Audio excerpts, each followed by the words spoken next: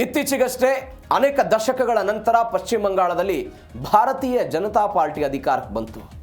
ಸುವೇಂದು ಅಧಿಕಾರಿ ಪಶ್ಚಿಮ ಬಂಗಾಳದ ಮುಖ್ಯಮಂತ್ರಿ ಆದರು.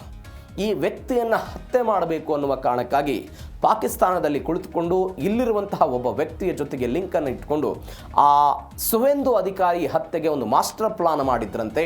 ಇದೀಗ ಅವರು ಸಿಕ್ಕಾಕೊಂಡು ಬಿಟ್ಟಿದ್ದಾರೆ. ಹೆಂಗೆ ಸಿಕ್ಕಾಕೊಂಡ್ರಿ ಇವರು? ಇವರ ಪ್ಲಾನ್ ಏನೇನಾಗಿತ್ತು, ಏನು ಎತ್ತ? ಇವರ ಜೊತೆಗೆ ಇತ್ತೀಚೆಗೆ ದೆಹಲಿಯ ಜಂತರ್ ಮಂತರ್ನಲ್ಲಿ ನೀಟ್ ಪ್ರತಿಭಟನೆ ಆಯ್ತಲ್ಲ, ಅಲ್ಲಿ ದೇಶದ್ರೋಹಿಗಳ ಕೃತ್ಯ ಇದೆ, ಬೇರೆ ಬೇರೆದವರೆಲ್ಲ ಭಾಗವಹಿಸ್ತಾ ಇದ್ದಾರೆ, ಅರಾಜಕತೆ ಸೃಷ್ಟಿ ಆಗ್ತಾ ಇದೆ, ಇತ್ಯಾದಿ ಇತ್ಯಾದಿ ಆರೋಪಗಳು ಬಂದಿತ್ತು ಆ ವಿಚಾರಕ್ಕೆ. ಇದೀಗ ಅದಕ್ಕೆ ಬೂಸ್ಟ್ ಎನ್ನುವಂತೆ ಅಂಥದ್ದೊಂದು ಕೃತ್ಯವನ್ನು ನೆರವೇರಿಸೋದಕ್ಕೆ ಇವರೆಲ್ಲ ಕೆಲಸವನ್ನು ಮಾಡಿದ್ರು ಎನ್ನುವಂತಹ ದೊಡ್ಡ ಮಟ್ಟದ ಬೆಳವಣಿಗೆ ವೆಸ್ಟ್ ಬೆಂಗಾಳದಿಂದ ಬರ್ತಾ ಇದೆ.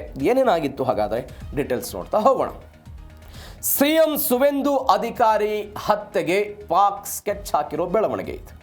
ಮುಖ್ಯಮಂತ್ರಿ ಸುವೇಂದು ಅಧಿಕಾರಿ ಹತ್ಯೆಗೆ ಜೈಷ್ ಎ ಮೊಹಮ್ಮದ್ ಎನ್ನುವಂತಹ ಈ ಉಗ್ರರು ಸಂಚನ್ನು ರೂಪಿಸಿದ್ರು. ಅದಕ್ಕಾಗಿ ಒಬ್ಬ ವ್ಯಕ್ತಿ ನಿಯೋಜಿತನಾಗಿದ್ದ. ಸುವೇಂದು ಅಧಿಕಾರಿಯ ಓಡಾಟ, ಮಾರ್ಗ, ಭದ್ರತೆಯ ಮೇಲೆ ಉಗ್ರರೆಲ್ಲ ಕಣ್ಣಿಟ್ಟಿದ್ರು. ಪಾಕ್ ಹ್ಯಾಂಡ್ಲರ್ಗಳ ಹಿಟ್ ಲಿಸ್ಟ್ನಲ್ಲಿ ಬಂಗಾಳದ ಪ್ರಮುಖ ಬಿಜೆಪಿ ನಾಯಕರಿದ್ರಂತೆ. STF ಕಾರ್ಯಾಚರಣೆಯಲ್ಲಿ ಜೈಷ್ ಉಗ್ರ ಹಮೀಮ್ ಮಂಡಲ್ ಇದೀಗ ಸಿಕ್ಕಾಕೊಂಡು ಬಿದ್ದಿರೋದು. ಹೆಂಗೆ ನೋಡಿ, ಸುವೇಂದು ಅಧಿಕಾರಿಯನ್ನು ಮುಗಿಸಬೇಕು ಅನ್ನುವಂಥ ಕಾರಣಕ್ಕಾಗಿ ಇವರೆಲ್ಲ ಪ್ರಯತ್ನವನ್ನು ಪಟ್ಟಿದ್ರು. ಇದೀಗ ಪಶ್ಚಿಮ ಬಂಗಾಳ ವಿಶೇಷ ಕಾರ್ಯಪಡೆ ಇದೆಲ್ಲವನ್ನು ಕೂಡ ಕೈಗೆತ್ತಿಕೊಂಡು ಪತ್ತೆ ಮಾಡಿದೆ. ಮೊಹಮ್ಮದ್ ಹಮೀಮ್ ಮಂಡಾಲ್ ಎನ್ನುವಂಥ ಒಬ್ಬ ವ್ಯಕ್ತಿ, ಈತನನ್ನು ಬಂಧನಾಗಿದೆ ಉಗ್ರ. ವೆಸ್ಟ್ ಬೆಂಗಾಳದ ಪೂರ್ವ ಬರ್ಧಮಾನ್ ಜಿಲ್ಲೆಯ ರೆಸಿಸ್ಟಾನ್ ಟೌನ್ಶಿಪ್ನಲ್ಲಿ ಬಾಡಿಗೆ ತೆಗೆದುಕೊಂಡು ಅಲ್ಲೆಲ್ಲವೂ ಕೂಡ ಕಾರ್ಯಾಚರಣೆಯನ್ನು ಮಾಡ್ತಾ ಇದ್ದ. 2019ರ ಈ ಪುಲ್ವಾಮಾ ದಾಳಿಯ ಮಾಸ್ಟರ್ ಮೈಂಡ್ ಸಜ್ಜಾದ್ ಭಟ್ನ ಜೊತೆಗೆ ಈತನ ನಿಕಟವರ್ತಿಯಾಗಿ ಇದ್ದ ಅಂತ. ಸುವೇಂದು ಅಧಿಕಾರಿ ಎಲ್ಲಿ ಹೋಗ್ತಾರೆ, ಅವರ ಕಾರ್ಯಕಲಾಪಗಳೇನು, ಏನು ಎತ್ತ, ಅವರ ಭದ್ರತೆ ಹೆಂಗಿರುತ್ತೆ, ಏನು ಎಲ್ಲವನ್ನೂ ಕೂಡ ಈ ಮಂಡಲ್ ಎನ್ನುವಂತಹ ಈ ವ್ಯಕ್ತಿ ಎಲ್ಲವನ್ನೂ ಕೂಡ ಪ್ಲಾನ್ ಮಾಡ್ತಾ ಇದ್ದಂತೆ. ಪಾಕ್ನಲ್ಲಿರುವಂಥ ಅಂದರೆ ಅವ್ರ ಜೊತೆಗೆ ಸಂಪರ್ಕದಲ್ಲಿದ್ದ, ಅವರ ಸೂಚನೆ ಮೇರೆಗೆ ಎಲ್ಲವೂ ಕೂಡ ಭದ್ರತೆ ಎಲ್ಲಿ ಕಡಿಮೆ ಇರುತ್ತೆ, ಸುವೇಂದು ಅಧಿಕಾರಿ ಹೋಗುವ ಮಾರ್ಗದಲ್ಲಿ ಎಲ್ಲಿ ಭದ್ರತೆ ಕಡಿಮೆ ಇರುತ್ತೆ, ಆ ಭದ್ರತೆ ಕಡಿಮೆ ಇರುವಂತಹ ಪ್ರದೇಶವನ್ನು ಗುರಿಯಾಗಿಸಿಕೊಂಡು ದಾಳಿ ಮಾಡಬೇಕು ಅಂತೆಲ್ಲ ಆಲೋಚನೆಯನ್ನು ಮಾಡ್ತಾ ಇದ್ದಂತೆ. ಹೆಂಗೂ ಆಸೆ ಇದ್ದ ನೋಡಿ ಈತ. ಆತನಿಗೆ 24 ವರ್ಷ. ನನ್ನ ಎಂಜಿನಿಯರಿಂಗ್ ಆಗಿದೆ, ಸಾಫ್ಟ್ವೇರ್ ಎಂಜಿನಿಯರ್ ಅಂತ ಹೇಳಿ ಸುಳ್ಳು ಹೇಳಿ ವಾಸ ಮಾಡ್ತಾ ಇದ್ದ. ಎಲ್ಲಿ ವಾಸ ಮಾಡ್ತಾ ಇದ್ದ? ಇದೊಂದು ಆಶ್ಚರ್ಯಕರ ಬೆಳವಣಿಗೆ. ಆತ ಬರ್ಧಮಾನ್ ಜಿಲ್ಲೆಯ ರೆನೆಸ್ಟಾನ್ಸ್ ಎನ್ನುವಂಥ ಒಂದು ಟೌನ್ಶಿಪ್ನಲ್ಲಿ ಒಂದು ಪ್ಲಾಟ್ನಲ್ಲಿ ವಾಸ ಮಾಡ್ತಾ ಇದ್ದ. ಈ ಪ್ಲಾಟ್ನಲ್ಲಿ ಯಾರು ವಾಸ ಮಾಡ್ತಿದ್ರು ಅಂತ ಹೇಳಿದ್ರೆ ಉನ್ನತ ಮಟ್ಟದ ಪೊಲೀಸ್ ಅಧಿಕಾರಿಗಳು ಕೂಡ ವಾಸ ಮಾಡ್ತಿದ್ರಂತೆ. ಇದರರ್ಥ ಉಗ್ರ ವಾಸ ಮಾಡ್ತಾ ಇದ್ದದ್ದೂ ಕೂಡ ಅವರಿಗೆ ಗೊತ್ತಿರಲಿಲ್ಲ. ಆ ರೀತಿಯಾಗಿ ಗೌಪ್ಯವಾಗಿ ತನ್ನ ಕಾರ್ಯಾಚರಣೆಯನ್ನು ಈ ಮಂಡಾಲ್ ಎನ್ನುವಂಥ ವ್ಯಕ್ತಿ ಮಾಡ್ತಾ ಇದ್ದ. ಕೋಲ್ಕತ್ತಾದಲ್ಲಿ ಒಂದು ಮನೆ ಇತ್ತಂತೆ. ಆ ಮನೆ ಹೆಂಗಿತ್ತು ಅಂತ ಹೇಳಿದ್ರೆ ಅದು ಕೂಡ ಸುವೇಂದು ಅಧಿಕಾರಿಯ ಮನೆಗೆ ಹತ್ತಿರದಲ್ಲಿ ಒಂದು ಮನೆಯನ್ನು ಮಾಡಿಕೊಳ್ಳುವ ಪ್ರಯತ್ನವನ್ನು ಮಾಡಿದ. ಬ್ರಿಟನ್ ಮತ್ತು ಮೆಕ್ಸಿಕೋ ದೇಶಗಳ ಇಂಟರ್ನ್ಯಾಷನಲ್ ಸಿಮ್ಗಳನ್ನೆಲ್ಲ ಈ ವ್ಯಕ್ತಿ ಬಳಕೆ ಮಾಡ್ತಾ ಇದ್ದ ಅನ್ನೋದು ಈಗ ತನಿಖೆಯ ನಂತರ ಗೊತ್ತಾಗ್ತಾ ಇದೆ. ಸಚಿವರೊಬ್ಬರ ಮಗನನ್ನು ಅಪಹರಿಸಿ ಆ ವ್ಯಕ್ತಿಯಿಂದ ಹಣವನ್ನು ದೋಚಿ ಆ ಹಣವನ್ನು ಭಯೋತ್ಪಾದಕ ಸಂಘಟನೆಗೆ ಕೊಡಬೇಕು ಅನ್ನುವಂಥ ಆಲೋಚನೆಯಲ್ಲಿ ಈ ವ್ಯಕ್ತಿ ಇದ್ದ ಅನ್ನುವಂಥದ್ದು ತನಿಖೆಯಿಂದ ಬಂದಿರೋದು. ಇವೆಲ್ಲದರ ಜೊತೆಗೆ ಅರ್ಪಿತಾ ಎನ್ನುವಂತಹ ಮಹಿಳೆಯೂ ಕೂಡ, ಯುವತಿಯೂ ಕೂಡ ಈ ಪ್ರಕರಣದಲ್ಲಿ ಅರೆಸ್ಟ್ ಆಗಿರೋದು. ರಾಜಕಾರಣಿಗಳಿಗೆ ಹನಿ ಟ್ರ್ಯಾಪ್ ಬಲೆ, ಅರ್ಪಿತಾ ಅರೆಸ್ಟ್. ಜಾರ್ಖಂಡ್ನ ಸಾಹಿಬ್ಗಂಜ್ನಲ್ಲಿ ಉಗ್ರನ ಗೆಳತಿ ಅರ್ಪಿತಾ ಸರ್ಕಾರ್, ಈ ಅರ್ಪಿತಾ ಇದ್ದಾಳಲ್ಲ, ಈ ಉಗ್ರ ಹಮೀಮ್ ಏನಿದ್ದಾನೆ ಅವನ ಜೊತೆಗೆ 4 ವರ್ಷಗಳಿಂದ ಪ್ರೀತಿಯಲ್ಲಿ ಇದ್ಲಂತ ಈ ಯುವತಿ. ಲವ್ ಮಾಡ್ತಾ ಇದ್ರು ಇವರು. ಲವ್ ಹೆಂಗಾಯಿತು ನೋಡಿ ಬೆಳವಣಿಗೆ. ಅದಾದಂಥ ಹನಿ ಟ್ರ್ಯಾಪ್ ಮಾಡೋ ಹಂತಕ್ಕೆ ಈ ಯುವತಿ ಬೆಳೆದು ನಿಂತಳು. ಜಾರ್ಖಂಡ್ನ ಸಾಹಿಬ್ಗಂಜ್ನಲ್ಲಿ ಬಂಧನ ಆಗಿದೆ. ಅರ್ಪಿತಾ ಇನ್ಸ್ಟಾಗ್ರಾಮ್ನಲ್ಲಿ ಸಿಕ್ಕಾಪಟ್ಟೆ ಆ್ಯಕ್ಟಿವ್ ಆಗಿದ್ಲು. ಏನು ಪೋಸ್ಟ್ ಮಾಡ್ತಾ ಇದ್ಲು ಇನ್ಸ್ಟಾಗ್ರಾಮ್ನಲ್ಲಿ? ಕೆಲವೊಂದಿಷ್ಟು ರೀಲ್ಸ್ಗಳು ಹೋಗ್ತಾ ಇತ್ತು, ಬ್ಲಾಗಿಂಗ್ಗಳನ್ನೆಲ್ಲ ಮಾಡ್ತಾ ಇದ್ರು, ದೊಡ್ಡ ಬೈಕ್ ರೈಡಿಂಗ್ಗಳ ವಿಡಿಯೋಗಳನ್ನೆಲ್ಲ ಅಪ್ಲೋಡ್ ಮಾಡಲಾಗ್ತಾ ಇತ್ತು. ಟ್ರಾವೆಲ್ ಎಲ್ಲೆಲ್ಲಿ ಪ್ರವಾಸಕ್ಕೆ ಹೋಗ್ತಾರೆ ಅವುಗಳನ್ನು ರೀಲ್ಸ್ ಮಾಡಿ ಅವುಗಳನ್ನು ಅಪ್ಲೋಡ್ ಮಾಡೋ ಪ್ರಯತ್ನವನ್ನು ಮಾಡ್ತಾ ಇದ್ರು. ಒಂದು ಅಂದ ಚಂದವಾದಂತಹ ಪ್ರೊಫೈಲನ್ನು ಈ ಅರ್ಪಿತಾ ಸರ್ಕಾರ ಮಾಡ್ಕೊಂಡಿದ್ಲಂತೆ. ಯಾವ ಕಾರಣಕ್ಕಾಗಿ? ಈ ಗ್ಲಾಮರ್ ಲೋಕವನ್ನು ಇಟ್ಕೊಂಡು ರಾಜಕಾರಣಿಗಳು, ರಾಜಕಾರಣಿಗಳ ಮಕ್ಕಳು, ಅದಾದ ನಂತರ ಹಿರಿಯ IAS IPS ಅಧಿಕಾರಿಗಳೆಲ್ಲರನ್ನ ಟಾರ್ಗೆಟ್ ಮಾಡಿಕೊಳ್ಳೋದು. ಹಮೀಮ್ ಮಂಡಾಲ್ ಇದಕ್ಕೆ ಸೂಚನೆ ಕೊಡ್ತಾ ಇದ್ದ, ನೀನೇನೇನು ಮಾಡಬೇಕು ಏನು ಎತ್ತ ಅಂತ. ಅದರ ಭಾಗವಾಗಿ ಸಚಿವರೊಬ್ಬರ ಹೌರಾದ BJP ಶಾಸಕರೊಬ್ಬರ ಮಗನನ್ನು ಸೋಷಿಯಲ್ ಮೀಡಿಯಾದ ಬಲೆಗೆ ಬೀಳಿಸ್ಕೊಳ್ಳೋದಕ್ಕೆ ಇವರೆಲ್ಲ ಆಲೋಚನೆಯನ್ನು ಮಾಡ್ತಾ ಇದ್ರು ಅಂತ. ಮೊದಲು ಸೋಷಿಯಲ್ ಮೀಡಿಯಾ ಮುಖಾಂತರ ಸಂಪರ್ಕ ಮಾಡೋದು, ರಹಸ್ಯವಾದಂಥ ಫೋಟೋಗಳು, ಚಾಟ್ಗಳು ಅವುಗಳೆಲ್ಲವನ್ನು ತೆಗೆದುಕೊಂಡು ಬ್ಲಾಕ್ ಮೇಲ್ ಮಾಡೋ ಪ್ರಯತ್ನವನ್ನು ಮಾಡೋದು. ಬ್ಲಾಕ್ ಮೇಲ್ ಮಾಡಿಕೊಂಡ ನಂತರ ಇದಕ್ಕೊಂದು ಪ್ಲಸ್ ಪಾಯಿಂಟ್ ಇದೆ.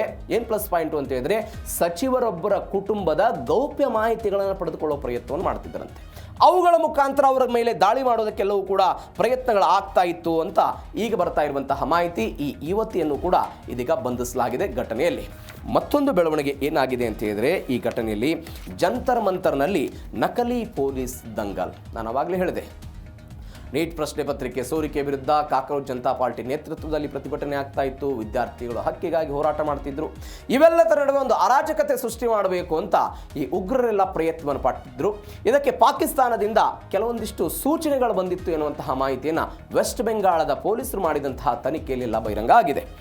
ದೆಹಲಿಯ ಜಂತರ್ ಮಂತರ್ನಲ್ಲಿ ಗಲಭೆ ಸೃಷ್ಟಿ ಮಾಡೋದಕ್ಕೆಲ್ಲ ಪ್ಲಾನ್ ಮಾಡಿದ್ರು. ಪೊಲೀಸ್ ಸಮವಸ್ತ್ರವನ್ನೆಲ್ಲ ಧರಿಸೋದಕ್ಕೆ ಇವರೆಲ್ಲ ಒಂದು ಟ್ರೈ ಮಾಡಿದ್ರು ಅಂತ. ನಕಲಿ ಸಮವಸ್ತ್ರ ಧರಿಸಬೇಕು, ಹೋಗಿ ವಿಧ್ವಂಸಕ ಕೃತ್ಯವನ್ನು ನಡೆಸೋದಕ್ಕೆಲ್ಲ ಪ್ಲಾನ್ ಮಾಡಿದ್ರು.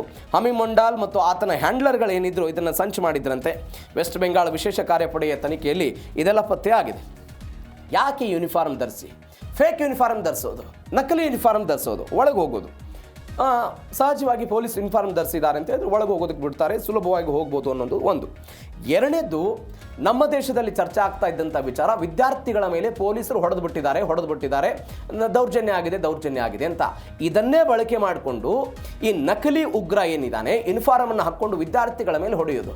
ಆ ವಿದ್ಯಾರ್ಥಿಗಳ ಮೇಲೆ ಹೊಡೆದ್ರೆ ಅಥವಾ ಅವ್ರ ಮೇಲೆ ದೌರ್ಜನ್ಯ ಮಾಡಿದ್ರೆ ಅವರು ಅಸಲಿ ಪೊಲೀಸರ ವಿರುದ್ಧ ದಂಗೆ ಹೇಳ್ತಾರೆ. ಈ ಅಸಲಿ ಪೊಲೀಸರ ವಿರುದ್ಧ ದಂಗೆ ಎದ್ರೆ ಇಡೀ ದೇಶದಾದ್ಯಂತ ಅರಾಜಕತೆ ಸೃಷ್ಟಿಯಾಗುತ್ತೆ ಅನ್ನುವಂಥ ಒಂದು ಪ್ಲಾನ್ ಅಡಿಯಲ್ಲಿ ನೀಟ್ ಅಕ್ರಮದ ವಿರುದ್ಧ ಆದಂತಹ ಪ್ರತಿಭಟನೆಯನ್ನು ಬಳಕೆ ಮಾಡಿಕೊಳ್ಳೋದಕ್ಕೆ ಇವರೆಲ್ಲ ಪ್ರಯತ್ನವನ್ನು ಮಾಡಿದ್ರಂತೆ. ಮೊಬೈಲ್ ಚಾಟ್ಗಳೆಲ್ಲ ಆಗಿತ್ತು, ಪರಿಶೀಲನೆ ಮಾಡಿದ್ದಾರೆ. ಇವರೆಲ್ಲ ಏನು ಸಂಪರ್ಕ ಇತ್ತು ಎಲ್ಲವೂ ಕೂಡ ಇದೀಗ ಗೊತ್ತಾಗಿದೆ. ಇವೆಲ್ಲದರ ಜೊತೆಗೆ Instagram to Pakistan digital terror ಆಗಿರೋದು. ಕೋಲ್ಡ್ ವರ್ಡ್ಗಳನ್ನು ಬಳಕೆ ಮಾಡ್ತಿದ್ರಂತೆ ಇವರು. ಈ ಟೆಲಿಗ್ರಾಮು, ವಾಟ್ಸಪ್ಪು, ಬೇರೆ ಬೇರೆ ಯಾವ್ಯಾವುದಕ್ಕೆ ಮೊಬೈಲ್ ನಂಬರ್ ರಿಕ್ವೈರ್ಡ್ ಇರುತ್ತಲ್ಲ, ಅದನ್ನ ಯಾವುದನ್ನು ಕೂಡ ಬಳಕೆ ಮಾಡ್ತಾ ಇರಲಿಲ್ಲ. ಅದಕ್ಕೆ ತದ್ವಿರುದ್ಧವಾಗಿ ಬೇರೊಂದು ಆ್ಯಪ್ನ ಮುಖಾಂತರ ಕೆಲವೊಂದಿಷ್ಟು ಸಂವಹನ ಇವರ ನಡುವೆ ಆಗ್ತಾ ಇತ್ತು. ಕೋಡ್ಗಳನ್ನು, ಅದು ಸುವೇಂದು ಅಧಿಕಾರಿಯ ಹತ್ಯೆ ಮಾಡೋದಕ್ಕೆ ಏನು ಪ್ಲಾನ್ ಮಾಡ್ಕೊಳ್ಬೇಕು ಅನ್ನೋದಕ್ಕೆ ಒಬ್ಬ ವ್ಯಕ್ತಿ ಸಲಹೆ ಸೂಚನೆ ಕೊಡ್ತಿದ್ದ. ನೀಟ್ ಅಕ್ರಮದ ವಿರುದ್ಧ ಆಗ್ತಾ ಇರುವಂತಹ ಪ್ರತಿಭಟನೆಯನ್ನು ಹೇಗೆ ನಮಗಾಗಿ ಬಳಕೆ ಮಾಡ್ಕೊಳ್ಬೇಕು ಅಂತ ಒಂದು ಸಲಹೆ ಸೂಚನೆಗಳನ್ನು ಮತ್ತೊಬ್ಬ ವ್ಯಕ್ತಿ ಕೊಡ್ತಿದ್ದ. ಅದಾದ ನಂತರ ಹನಿ ಟ್ರ್ಯಾಪ್ ಕೆಲಸವನ್ನು ಹೆಂಗೆ ಮಾಡಬೇಕು ಅನ್ನುವ ಕಾರಣಕ್ಕಾಗಿ ಈ ಅರ್ಪಿತಾ ಸರ್ಕಾರ ಎನ್ನುವಂತಹ ಒಬ್ಬ ಯುವತಿಗೆ ಏನು ಮಾಡಬೇಕು ಅನ್ನುವಂಥ ವಿಚಾರಕ್ಕೆ ಸಂಬಂಧಪಟ್ಟಂತೆ ಕೆಲವೊಂದಿಷ್ಟು ಸಲಹೆ ಸೂಚನೆಗಳನ್ನು ಕೊಡುವ ಪ್ರಯತ್ನವನ್ನು ಮಾಡ್ತಾ ಇದ್ರು. ಇದಕ್ಕಾಗಿ ಸೆಷನ್ ಮತ್ತು ಎಲಿಮೆಂಟ್ ಎಕ್ಸ್ ಆ್ಯಪ್ಗಳನ್ನು ಇವರು ಬಳಕೆ ಮಾಡ್ಕೊಳ್ತಾ ಇದ್ರು. ಅಲ್ಲಿ ಇಂಟರ್ನ್ಯಾಷನಲ್, ನಾನು ಅವಾಗಲೇ ಹೇಳಿದೆ, ಮೆಕ್ಸಿಕೋ ದೇಶದ ಸಿಮ್ಗಳನ್ನು ಇವರು ಬಳಕೆ ಮಾಡ್ಕೊಳ್ತಾ ಇದ್ರು. ಅವುಗಳಲ್ಲಿ ಕೆಲವೊಂದಿಷ್ಟು ಕೋಡ್ ವರ್ಡ್ಗಳನ್ನು ಬಳಕೆ ಮಾಡಿಕೊಂಡು ಇದೀಗ ಒಂದು ಡಿಜಿಟಲ್ ಆಗಿ ಇದನ್ನು ಮಾಡಬೇಕು ಎನ್ನುವಂಥ ಆಲೋಚನೆ ಇತ್ತು. ಕೆಲವೊಂದಿಷ್ಟು ಜನರನ್ನು ಸಂಪರ್ಕ ಮಾಡ್ತಾರೆ ಅವರು. ಯಾರ್ಯಾರನ್ನ? 3 ಜನರಿಂದ ಅವರಿಗೆ ಮಾಹಿತಿಗಳು ಬರುತ್ತೆ. ಯಾರ್ಯಾರು? ಅಮೀರ್ ಜಟ್ ಎನ್ನುವಂಥ ವ್ಯಕ್ತಿ. ಈ ವ್ಯಕ್ತಿ ಸುವೇಂದು ಅಧಿಕಾರಿಯ ಚಲನವಲನದ ಬಗ್ಗೆ ಮಾಹಿತಿಯನ್ನು ಏನೇನು ಮಾಡಬೇಕು ಏನು ಎತ್ತ ಅಂತ ಸಲಹೆ ಸೂಚನೆ ಕೊಡ್ತಿದ್ದಂತೆ. ರಾಣಾ ಎನ್ನುವಂಥ ಮತ್ತೊಬ್ಬ ವ್ಯಕ್ತಿ ಅರ್ಪಿತಾ ಸರ್ಕಾರಿಗೆ ರಾಜಕಾರಣಿಗಳು, ಶಾಸಕರು ಅವರನ್ನು ಹೆಂಗೆ ಹನಿ ಟ್ರ್ಯಾಪ್ ಮಾಡಬೇಕು ಅಂತ ಸಲಹೆ ಸೂಚನೆ.